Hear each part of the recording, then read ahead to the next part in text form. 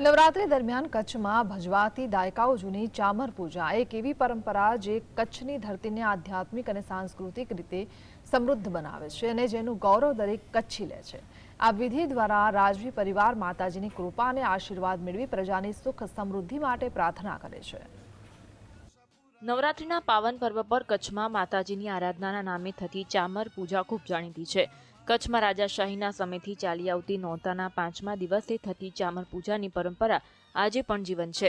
રાજવી પરિવાર દ્વારા શ્રદ્ધાપૂર્વક આ પરંપરા જાળવી રખાય છે। પેઢી આ પૂજા વિક્રમ સંવત 1605માં રાવશ્રી ખેંગારજીના સમયથી શરૂ થઈ હતી। ચામર પૂજા કચ્છના રાજવીઓની ધાર્મિક અને સાંસ્કૃતિક ઓળખનું પ્રતીક છે।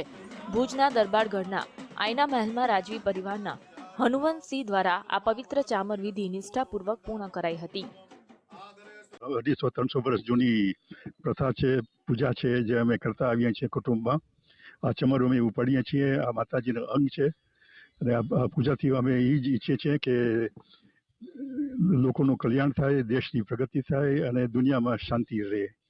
અહીંયાથી અમે આ ચમર આજે ઉપાડી અને પછી અમે માતાના મઢ જાશું। પહેલાં તો આ ગાડામાં લેવામાં જતા, પણ હવે સુવિધા થઈ ગઈ છે એટલે હવે અમે ગાડીમાં લઈ જશું। આ સાંજે માતાના મઢ પહોંચશું। ચામર એટલે મોરના પીંછમાંથી બનાવેલી પવિત્ર વસ્તુ જે ધાર્મિક દ્રષ્ટિએ અત્યંત મહત્વ ધરાવે છે। રાજાશાહીના સમયે આ પૂજામાં કચ્છના ભાયાતો, જાગીરના વારસદારો અને ઠાકોરો હાજર રહેતા અને નવરાત્રીના 5મા દિવસે ભુજના દરબારગઢમાં આ વિધિ યોજાતી।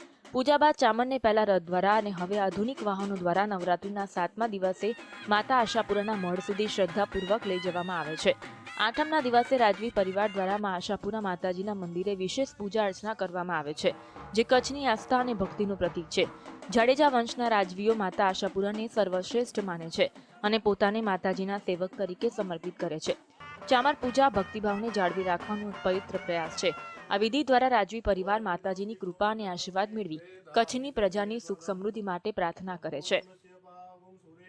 મેં તો એ છે કે સુખ શાંતિ બધા માટે।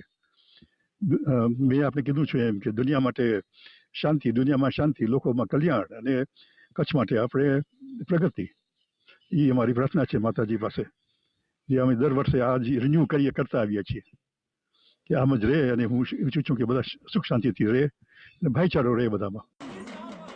આ પરંપરા નવરાત્રી દરમિયાન કચ્છની અનન્ય ઓળખને ઉજાગર કરે છે અને લોકોમાં ગર્વની લાગણી જન્માવે છે। આજે પણ કચ્છના લોકો આ ચામર પૂજાને નવરાત્રીના મહત્વના અંગ તરીકે જુએ છે, તેનું સાતત્ય જળવાઈ રહે તેવી ઈચ્છા વ્યક્ત કરે છે।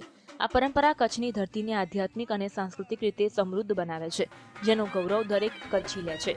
દાઉદ સમેજા, GSTV, ભુજ।